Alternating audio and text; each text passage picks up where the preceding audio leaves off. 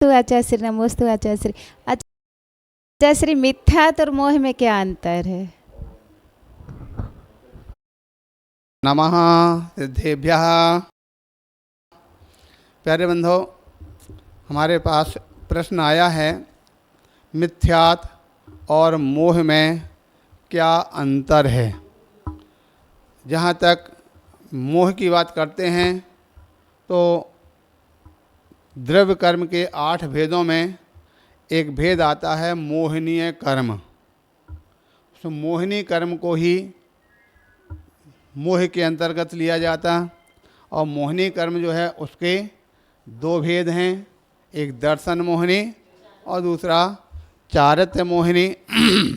दर्शन मोहिनी जो दर्शन गुण का घात करता है, और चारित्र मोहिनी जो चारित्र गुण का घात करता है।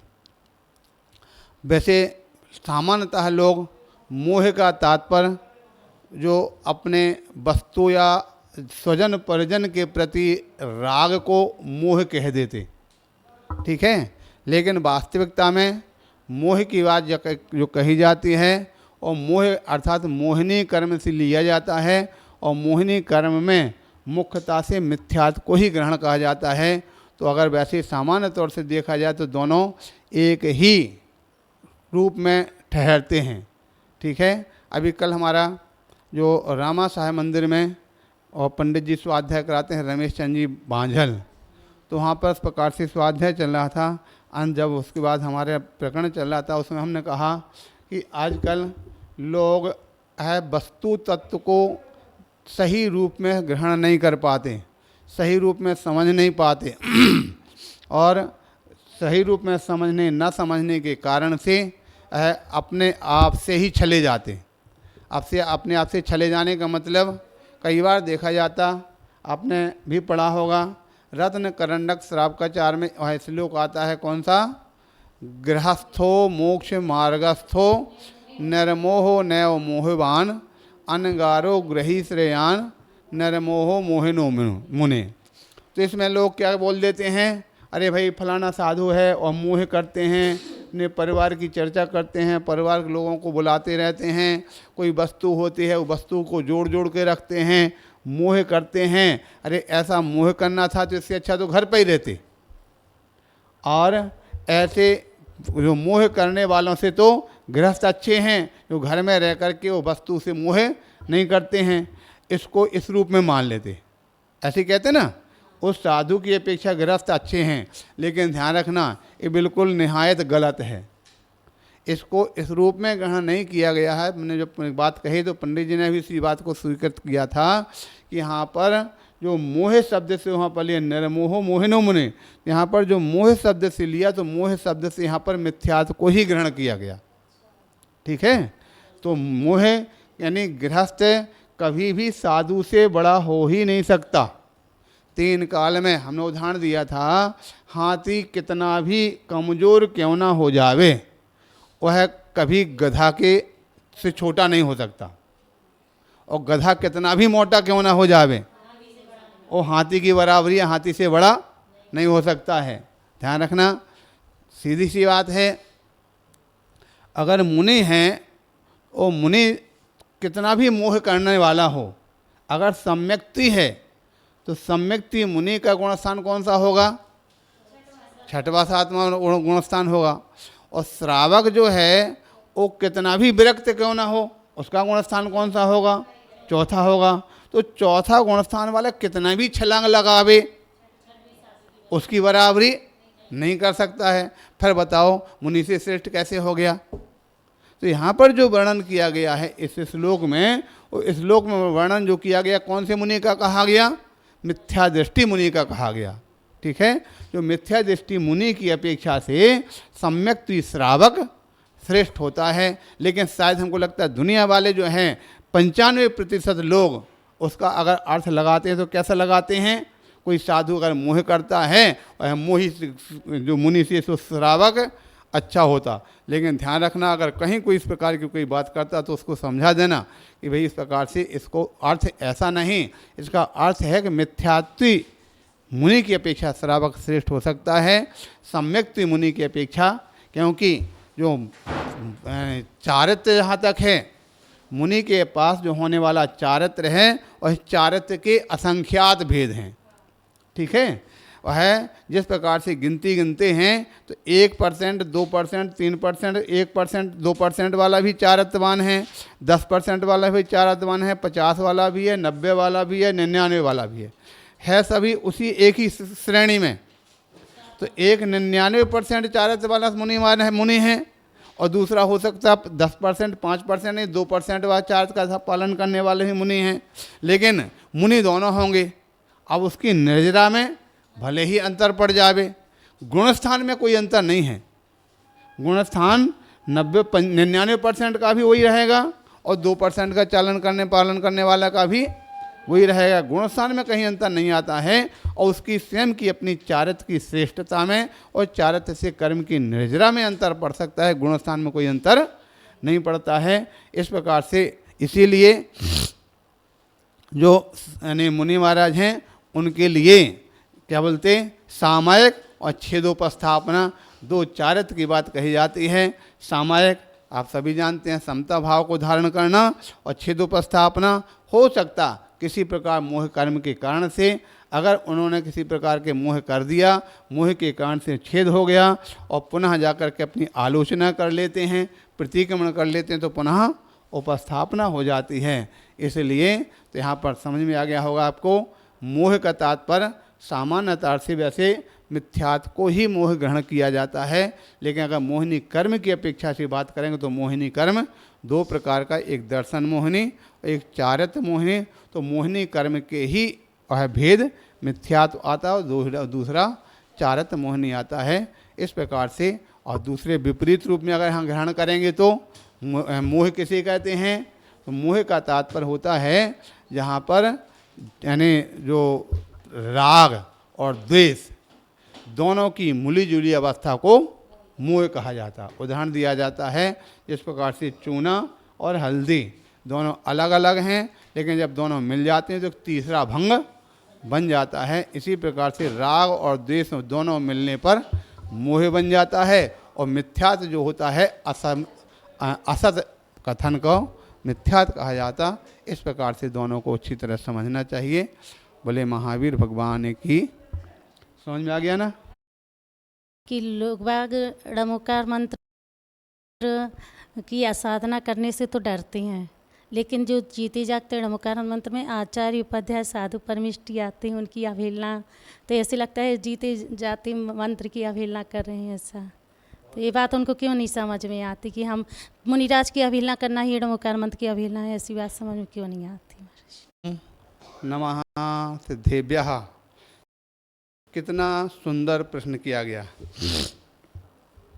इस दुनिया वाले नमोकार मंत्र में बहुत बड़ी श्रद्धा रखते हैं, नमोकार मंत्र को हमेशा जाप करते हैं, नमोकार मंत्र को हमेशा अपने जीवन का एक अंग मानते हैं, हृदय का हार मानते हैं।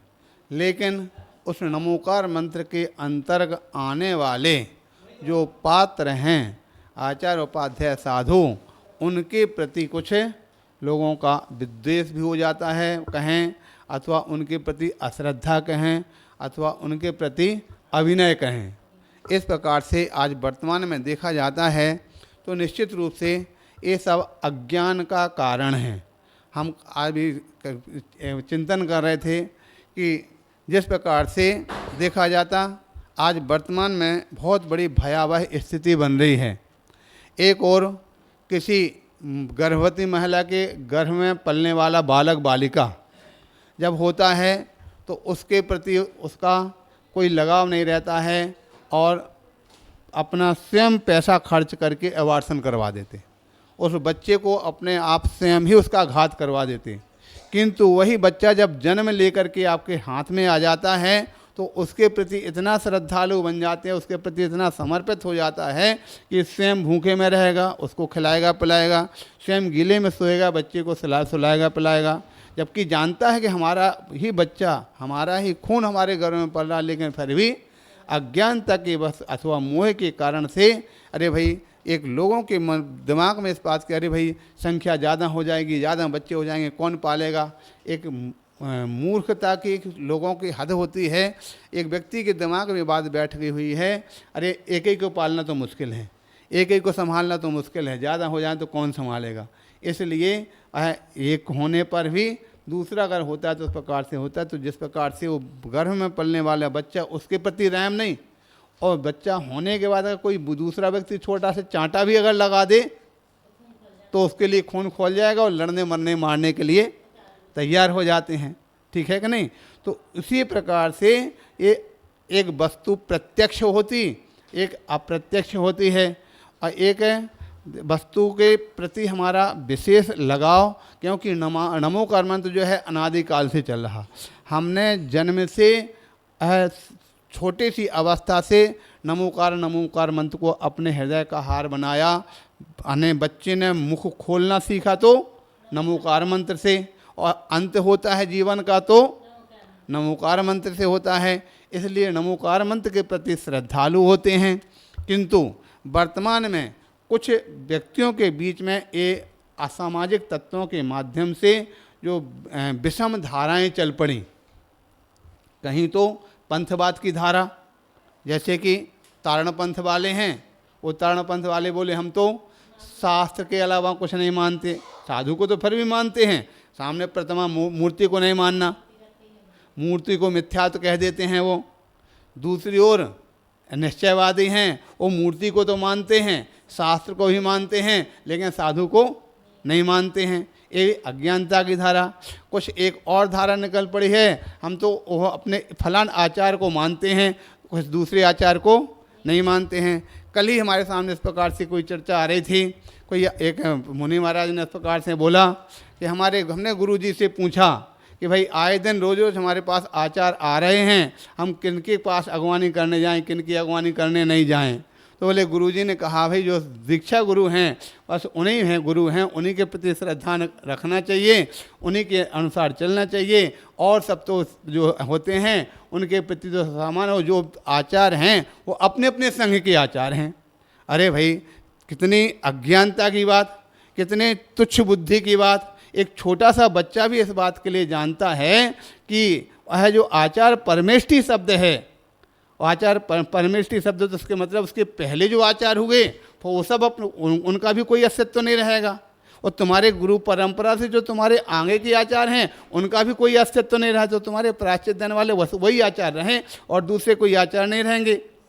हमको लगता है इससे और अज्ञानता की क्या दशा होगी कि जो कहते हैं बस वही आचार हैं, उसके अलावा और दूसरे को आचार नहीं मानना। हमको लगता है ऐसा कह कर के तुम अपने आचार की ही अवहेलना कर रहे हो, अपने गुरु की और गुरु के गुरु की ही अवहेलना कर रहे हो। हमको लगता है ऐसा कह कर के तुम स्वयं अपनी अज्ञानता का, मूर्खता का परिचय दे ही रहे हो, जो अपने गुरु को भी मूर्खता का परिचय में शामिल कर रहे हैं। कि हमको लगता है तुम्हारे गुरु भी इसी प्रकार के यानी शिक्षा देने वाले वो भी अज्ञानी रहे होंगे।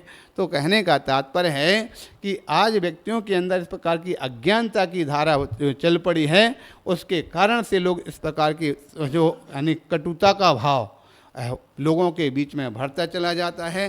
तो सामने मिलने पर भी, सामने यानी होने पर भी उनके प्रति श्रद्धा का भाव नहीं जागता है, उनके प्रति विनय का भाव नहीं जागता है। ये कुछ और के लिए नहीं, वो सामने वाले के लिए कुछ नहीं कर रहे हैं, ये स्वयं के अपने पैर पर कुल्हाड़ी पर मार रहे हैं।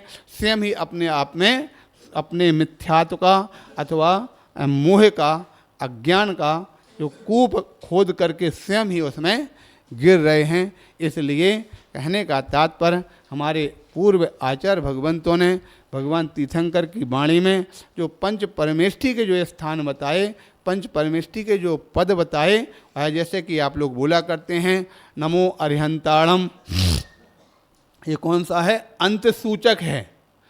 अंत ने क्या दिया? नमो लोहे सब साहुणम।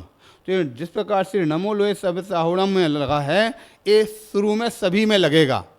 नमो लोहे सब अरहंताणम, नमो लोहे सर्व सिद्धाणम, नमो लोहे सर्व आयर्याणम, नमो लोहे सर्व उपाध्यायणम, नमो लोहे सब साहुणम। अगर इस प्रकार की बात करते हैं तो नमो अरहंताणम में कौन से अरहंत तुम्हारे लिए माननीय हैं, कौन से सिद्ध तुम्हारे लिए माननीय हैं, कौन से नहीं हैं?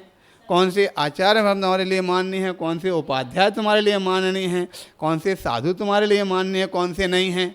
इस प्रकार की बात कहेंगे तो इस प्रकार से निश्चित रूप से इससे आपकी स्वयं की ही अज्ञानता झलकती है।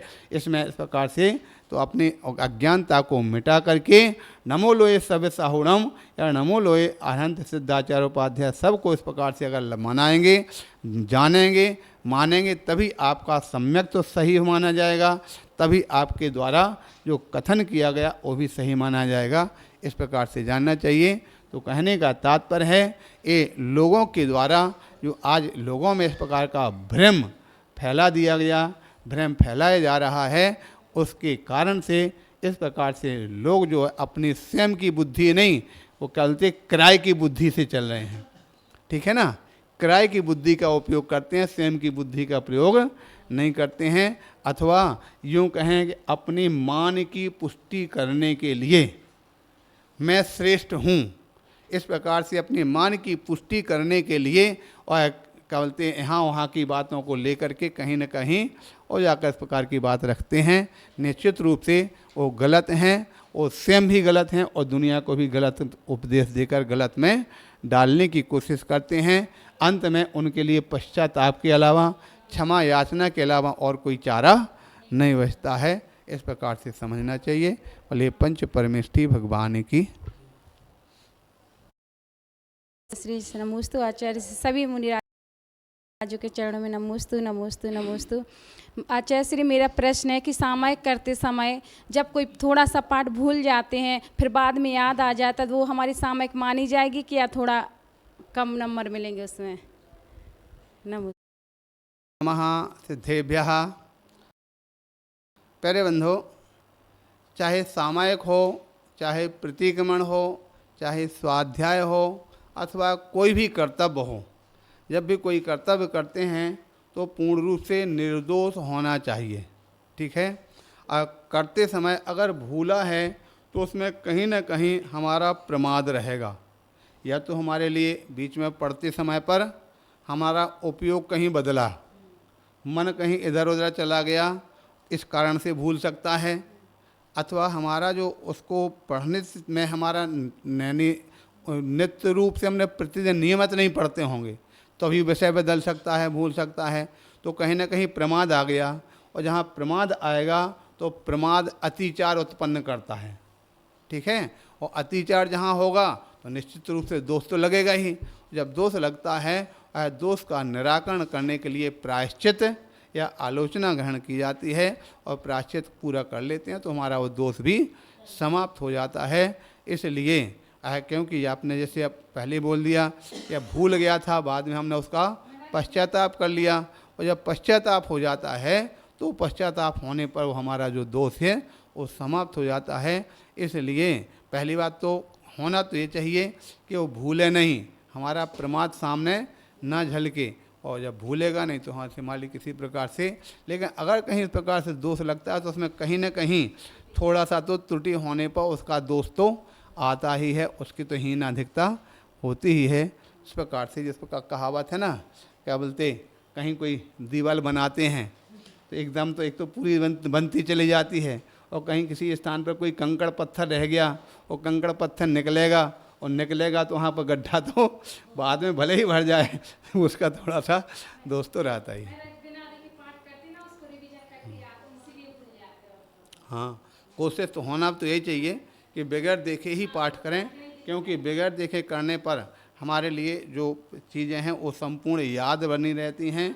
अगर देख देख के करते हैं तो वो देखने की आदत पड़ जाती है। तो इस प्रकार से कोशिश बहुत अच्छा है कि अपन बगैर देखे पढ़ करके, लेकिन अपने उपयोग को एकाग्र करें, एकाग्र चित्त करते हुए करेंगे तो निश्चित रूप से हमारे लिए बहुत अच्छा धर्म का लाभ प्राप्त होता है। इस प्रकार जानना चाहिए। महाराज जी, मैं प्रश्न पूछना चाहता हूँ कि हमारा कल्याण कैसे हो और मुनि आचार्यों की सेवा कैसे कर सके आगे।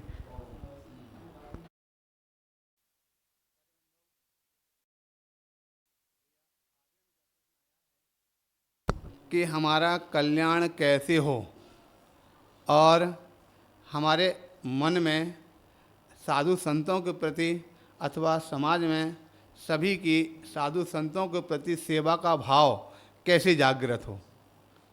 ये बहुत अच्छा स्वयं के साथ अपने समाज धर्म की व्यवस्था का एक प्रश्न है जो उनके द्वारा कहा गया। तो जो पहली बात तो कल्याण के लिए जहाँ पर यह भाव आपका आ गया तो ये कल्याण का ही मार्ग है, क्योंकि कल्याण के लिए हमारे जीवन में जो हमारे धर्म के आयतन हैं, धर्म के आयतन कौन से होते हैं? देव शास्त्र गुरु अथवा मंदिर, भगवान, साधु संत, ये सब हमारे आयतन हैं। उन आयतन की सेवा करना श्रावकों का कर्तव्य है, और श्रावक जब उनकी आयतनों की सेवा करते हैं तो उससे पुण्य का बंध होता है, पुण्य की प्राप्ति होती है। और जब पुण्य की प्राप्ति होती है तो पुण्य के फल से है अथवा धर्म की ओर उनका झुकाव होता है। तो इस प्रकार की भावना ये कल्याण के ही हेतु हैं। और कल्याण के लिए जहाँ तक साधु संतों की सेवा के लिए हम जब स्वयं भाव बनाएंगे और अपने साथों और सहयोगी भाई बंधुओं को प्रेरित करेंगे कि वे देखो हमारा कर्तव्य है कि हम साधु संतों की सेवा करें। हम अगर साधु नहीं बन पाए तो कम से कम साधु की सेवा करके इतना पुण्य तो कमा ही सकते हैं कि हमारे जीवन में हमारे धर्म की बराबर संतति चलती चली जाए, धर्म हमारा आगे तक बढ़ता चला जाए। इससे लोगों में जागृति आएगी, और जागृति आएगी तो धर्म की प्रवृत्ति भी निरंतर बढ़ती रहेगी।